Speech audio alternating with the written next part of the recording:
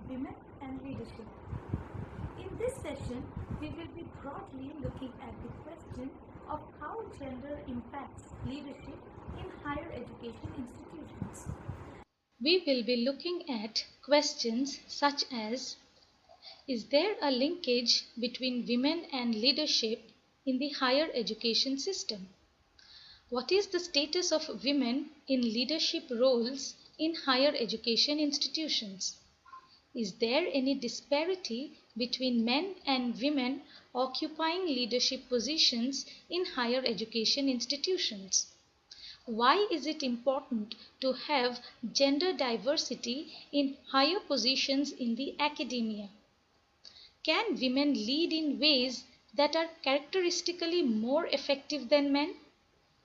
How can women increase their leadership presence and help shape a diversified gendered leadership culture within the higher education system? Based on these questions, this session is divided into 4 modules. Module 1 looks at the status of women leaders in academia through data and statistics. Module 2 looks at the causes that prevent women from taking up leadership roles in higher education institutions. Module 3 looks at the importance of having women leaders in academia. And Module 4 looks at the policies and strategies that can bring about gender diversity and inclusion in academic leadership.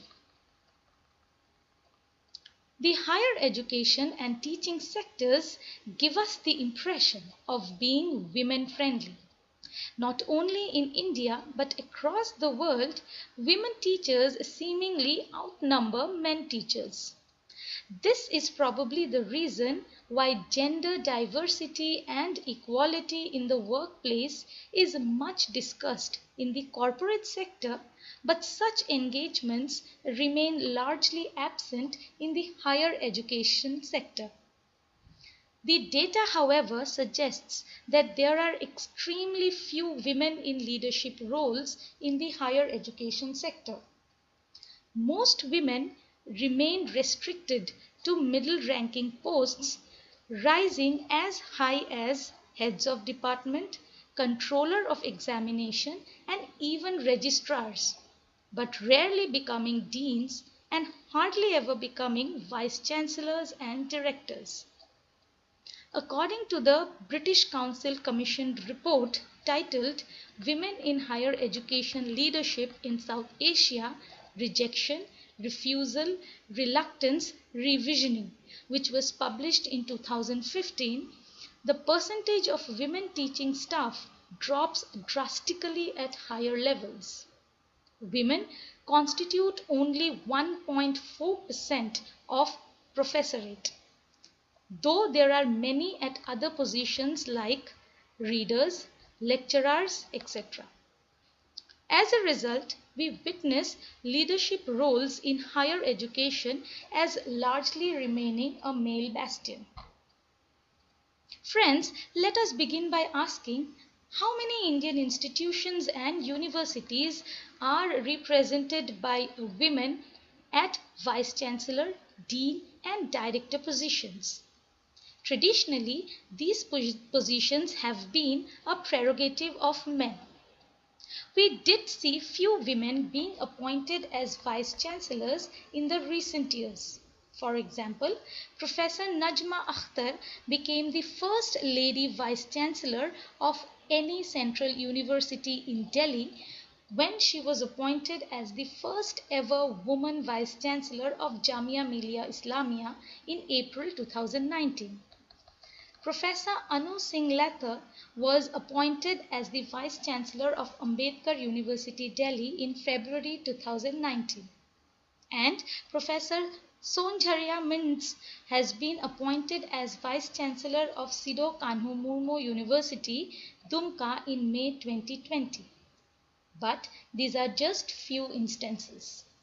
In a study by Darshana Banker and Kalpesh Banker, it has been pointed out that out of 810 higher education institutes and universities, only 54 institutes or universities are represented by women as their dean or director.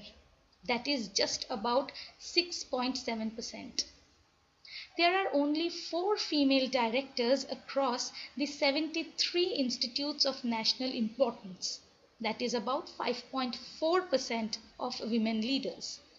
These prestigious institutions conferred special status by the Ministry of Human Resource Development MHRDR, the All India Institute of Medical Sciences AIIMS, Indian Institute of Technology IITs, National Institute of Technology NITs, and a few others, none of which was found to have a woman director. Major central universities in India have never had a female vice chancellor. Not a single IIT or Indian Institute of Information Technology IIIT or Indian Institute of Science, Education and Research IISER has a women director. Among the 31 National Institutes of Technology NITs, there is just one women director at NIT Trichurapalli. The IIMs, however, the Indian Institute of Management, have the strongest representation of women academics in top roles, with 3 of 20 business schools having women directors.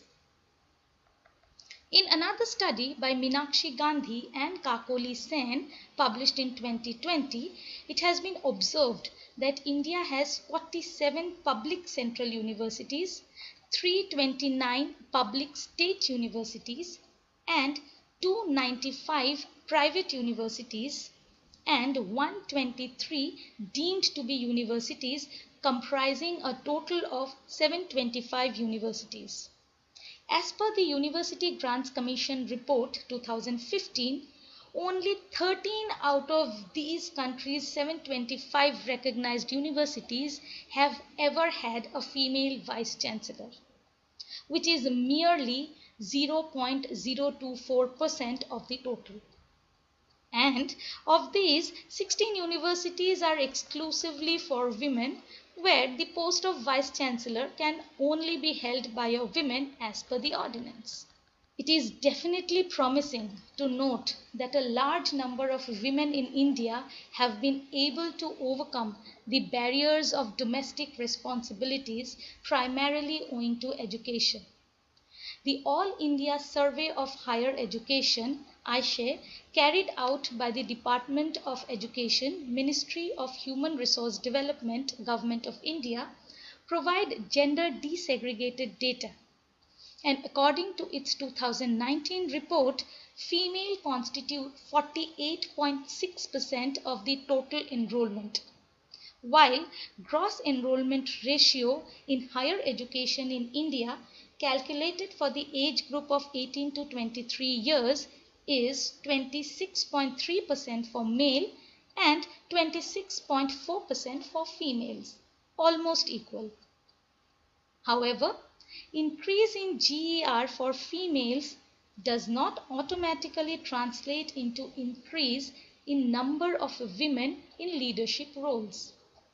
According to the 2019 Catalyst report, less than a quarter of women aged 15 and above, that is 23.6%, participated in the labor force in 2018 compared to 78.6% of men. And of these, only 15% of women held board seats and only 6% of women were board chairs. In the Global Gender Gap Report 2020, published by the World Economic Forum 2019, India ranked as low as 112th position in terms of gender equality. Slightly more than a quarter of professors in Indian academia are women. In 2018 and 19, women in India held 27.3% of professor and equivalent faculty positions, 36.8% of readers and associate professor faculty position, and 42.6% of lecturer, assistant professor faculty position as per the Aisha report 2018 and 19. While in all categories of academic positions, women are underrepresented, this underrepresentation increases for higher positions. Further, female academics with disabilities and Muslim women are also underrepresented in higher education institutions. This imbalance has a context.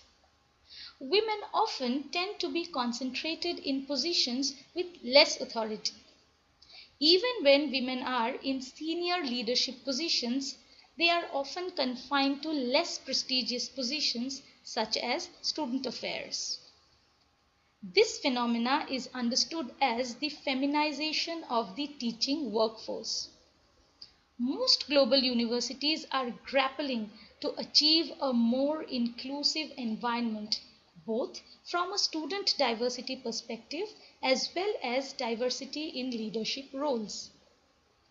But less attention is paid to the continued imbalance in men's favor in education management and related leadership positions. The governing bodies of world universities have conventionally been made male dominated. In spite of the increase in the gross enrollment ratio of women in higher education, most university boards have a disproportionately less number of women.